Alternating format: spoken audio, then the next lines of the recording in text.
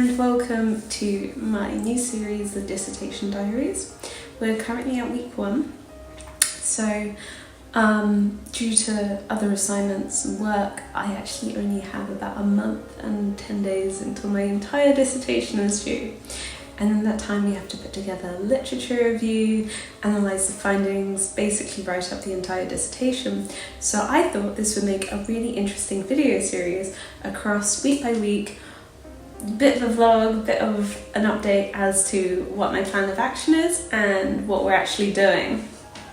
So it should be quite exciting stuff. So let's get into it. So first of all, just to give you a bit of an outline of what my dissertation actually is. So I'm studying the work adjustments for those with autism and the effectiveness and meaningfulness behind them. We do this through a co-created narrative, which means I'm doing semi-structured interviews, so asking them questions of various themes in the literature without being too precise, and that way they're able to share their own experiences. And my interpretation of things they've said compared to the literature is where that co-construction happens.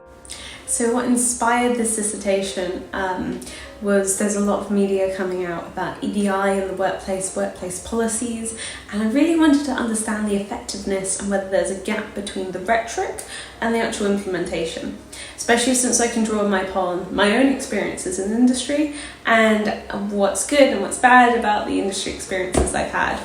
So I keep everything, all my dissertation ideas in this super cute book.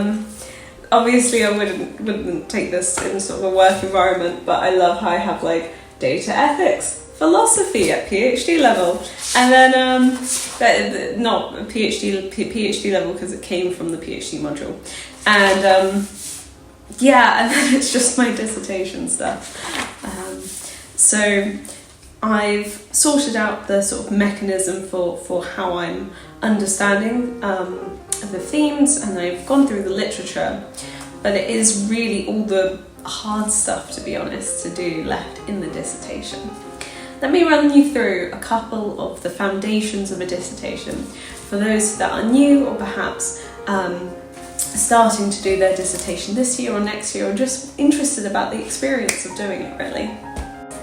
Goodness, it's just started to rain outside as well. It's really pouring it down. So apart from generating your ideas and deciding your project, that's like the initial stages, if you like. You then have the work to organise your work and actually do your research. So I'm at the point where I have the interviewees, they've signed consent forms, we have the process involved, they know what they're getting themselves into. I need to actually do the interviews, which will be probably about 5 hours, maybe 10 hours, depending on whether they want to take the further hour. Because that's built into my research methodology. And then I will go through and I will compare what they've said to the themes. So with actually doing your research and planning your dissertation, the core components are your literature review, your introduction and background. That's like the introductory period. Then you need to talk about your methodology, what sort of research methods you're using, your limitations of your research, for example. Then you have your findings, so what methods, what lens, so that's the perception you take, whether you take a feminist perspective or, in my case, a neurodiversity lens or a policy lens perhaps, and then you use that lens to then understand the findings to your literature, so it's like a circle.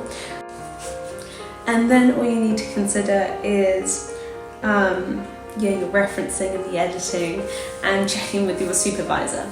So at University of Exeter you have 5 hours with your supervisor, I think maybe 6 but 5, I think we got told, and in those hours they can check each section, give you feedback on specific things. I still have like 4 hours left to spend with my supervisor, and she is able to check each section in the written side as well once. She's allowed to give one lot of feedback, so when you submit something you want it to be good, but also give yourself the time and ability to improve that. Hopefully this is a cozy little chat. This is kind of the format of which I think will be quite good for these sessions.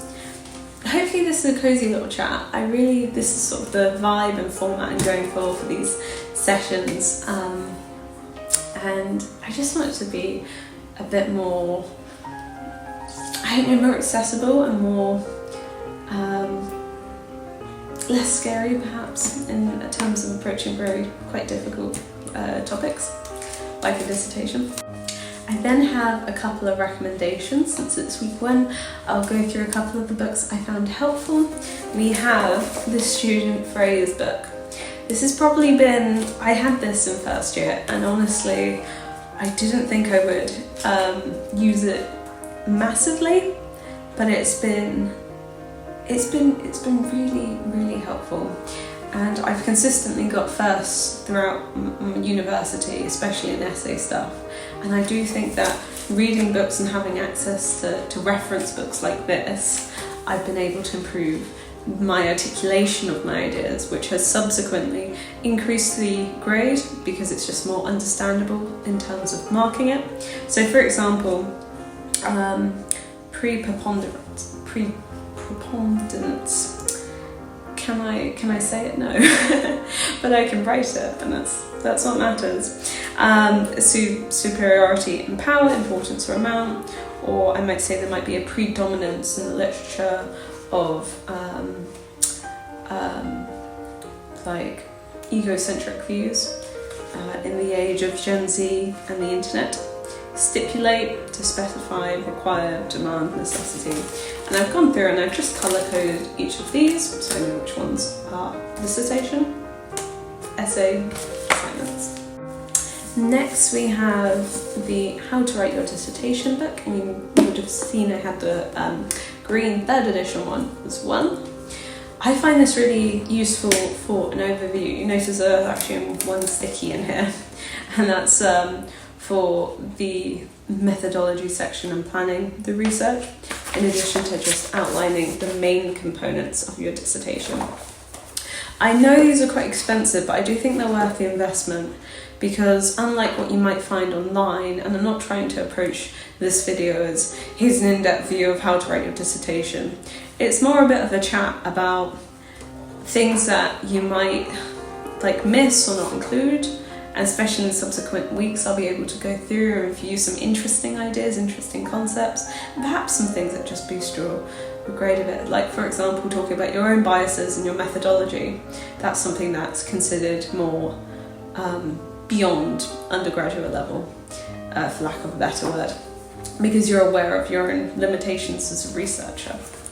Another one is authoring a PhD, just because it was interesting to see where the difference is in your patterns of thinking and the way that you interpret the literature, how you get your core themes and how you interpret that in your research. There's a lot more emphasis on this in the PhD. So yes, I just find this incredibly helpful, and this is actually my own copy because I wanted to highlight it and keep it for later on too. And then the final thing is because I found, I think, the most difficult part of my dissertation, and part of the reason I delayed it, is the literature review.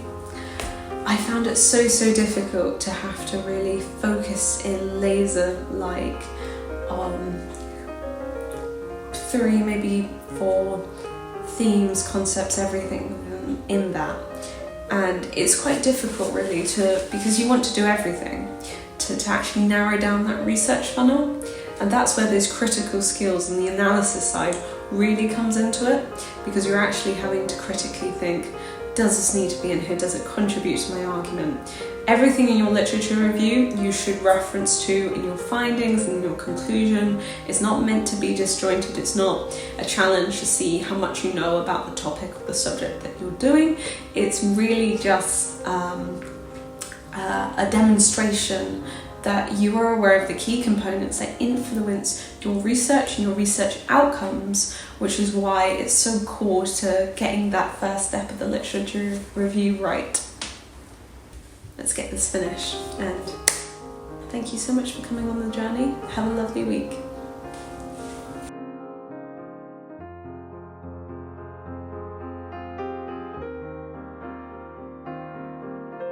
It's a bit of a sneak peek behind the scenes.